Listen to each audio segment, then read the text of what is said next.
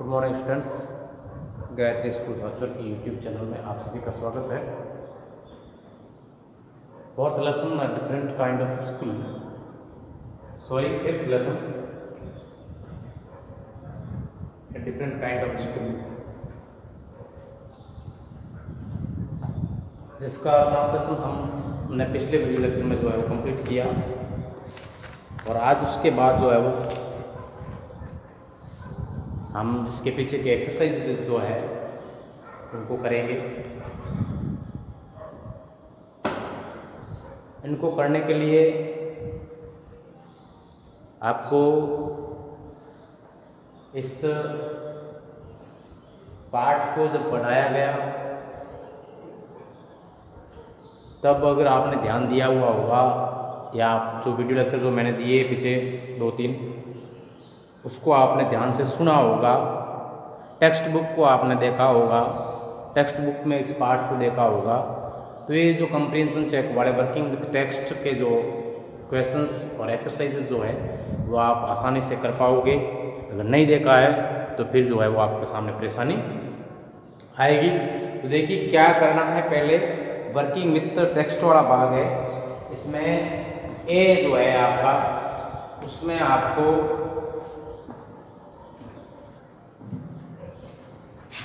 Lesson number 5 है। यहाँ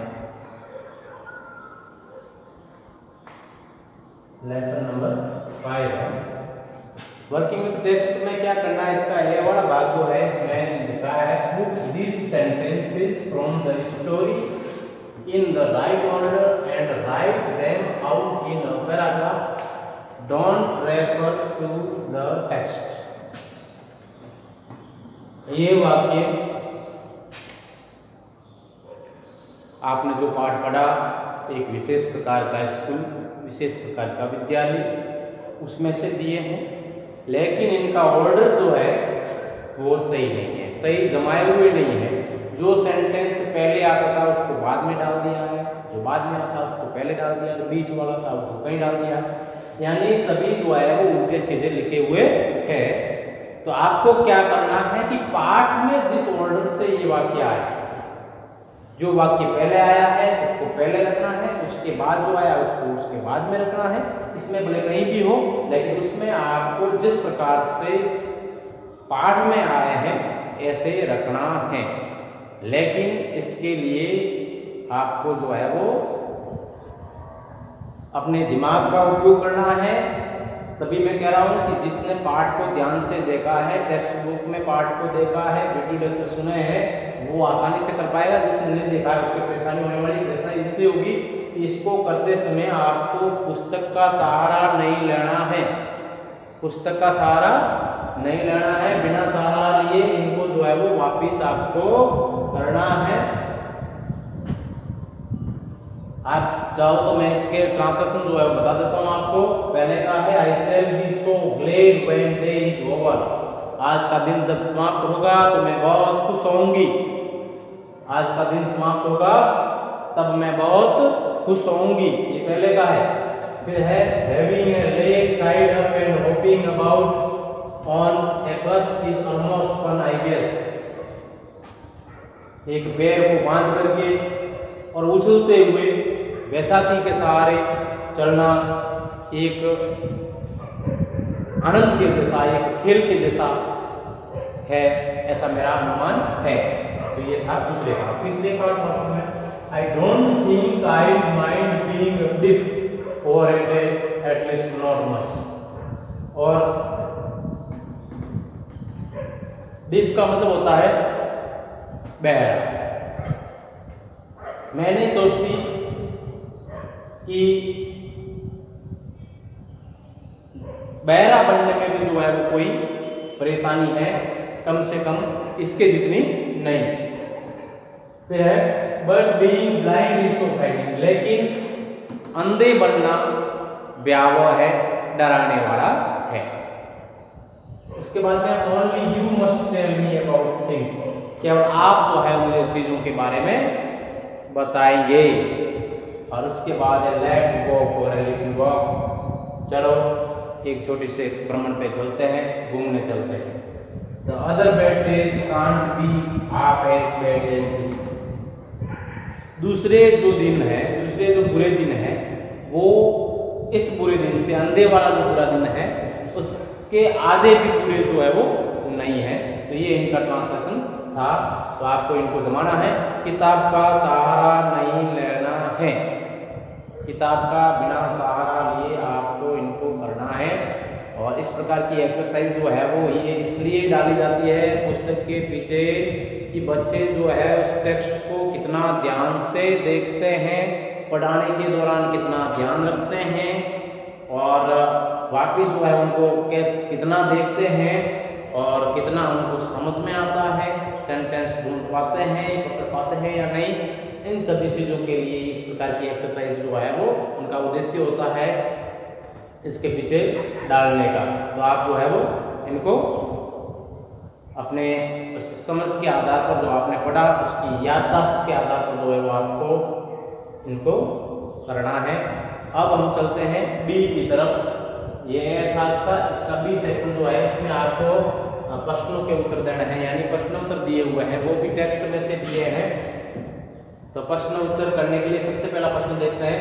देखो प्रश्न लिखा है, उसके पीछे मैंने पैराग्राफ नंबर लिखा है।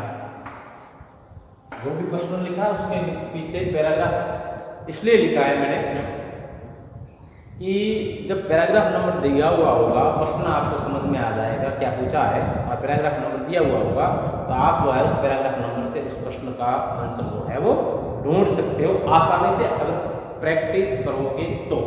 प्रैक्टिस नहीं की, बना बनाया लिख दिया तो कोई फायदा होने वाला आपको नहीं है, केवल कॉपियां पर करोगे। इसलिए ढूंढने के लिए पैराग्राफ नंबर दिया है, आप उसको ढूंढ सकते हो प्रश्न को समझ करके और उत्तर लिखने का प्रयास करें। पैटर्न मैंने आपको पहले बता दिया। पहला प्रश्न है, why do you think the writer visited miss beans school? आप क्या सोचते हो कि लेखक जो है मिस बीन के विद्यालय में क्यों गया होगा? तो इसका उत्तर आपको देना है, the writer had heard so much about miss beans school so he wanted to visit it and see for himself what was so special about it. सीधी सी बात है, टेक्स्ट में भी लिखा है कि लेखक ने मिस बिम के विद्यालय के बारे में बहुत कुछ सुन रखा था, लेकिन वो इस बात से आश्वस्त नहीं था कि वास्तव में ऐसा वहां पर होता है, ऐसी क्या विशेषता जो है वहां पर है। इन सभी बातों को वो स्वयं जो है वो अपनी आंखों से वहां जाकर के देखना चाहता था। इसलिए लेखक जो है मिस बिम के विद्यालय में गया।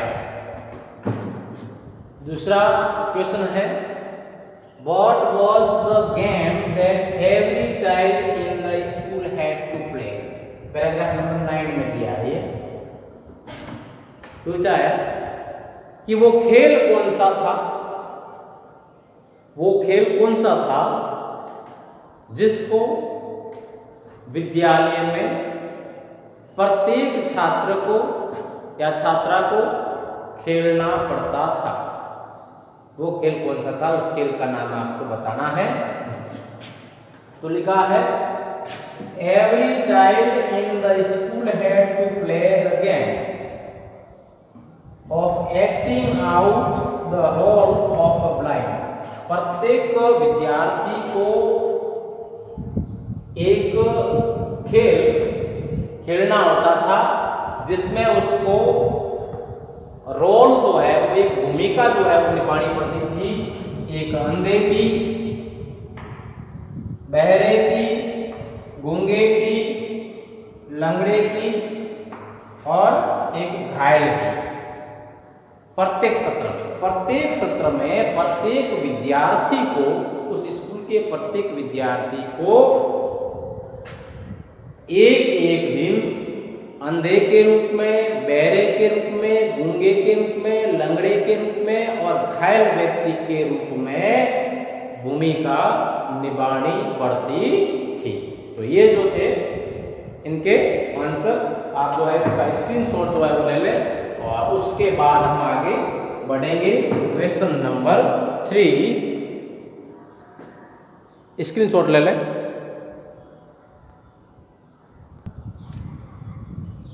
देखिए क्वेश्चन नंबर 3 लिखा है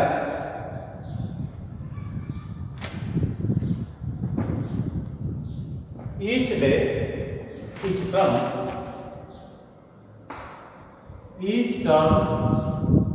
every child has one blind day one lame day।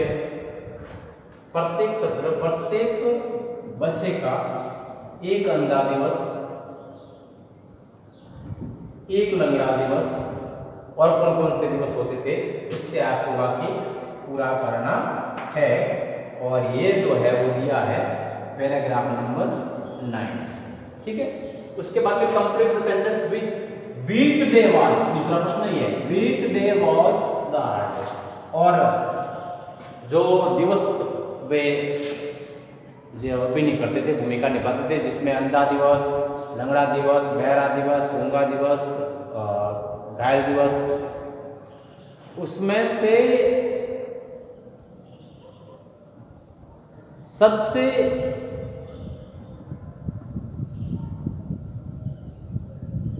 कठिन दिवस जो है वो कौन सा था, वो आपको बताना है। और ये आपको मिलेगा 11, पैराग्राफ नंबर 11।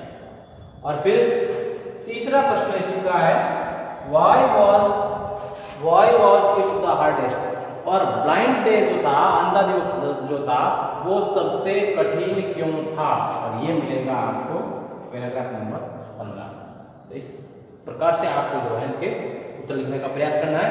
तो मैंने लिखा है इससे आगे लैंड डे से आगे मैंने लिखा है 1 इंजर्ड डे एंड 1 डम डे, ठीक है। यहाँ ये पूरा हो जाएगा, पहले का तीसरे का पहले का, तीसरे का दूसरे का। देखो द हार्डेस्ट डे पूछा था आपको, तो the hardest day was the blind day. और सबसे कठिन दिन जो है वो है अंधा दिवस। क्योंकि फिर तीसरा का पूछा है why was it the hardest, कठिनतम क्यों है। तो इसका लिखा है मैंने because 1 was always afraid of bumping against something and getting hurt or falling down।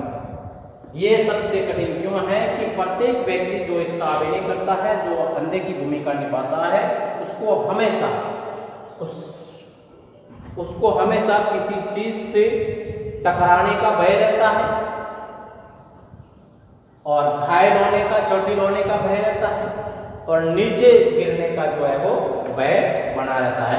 तो इस प्रकार से उसको ये डर रहता है कि वो जो है वो कहीं न कहीं टकरा न जाए, चोट न लग जाए उसको।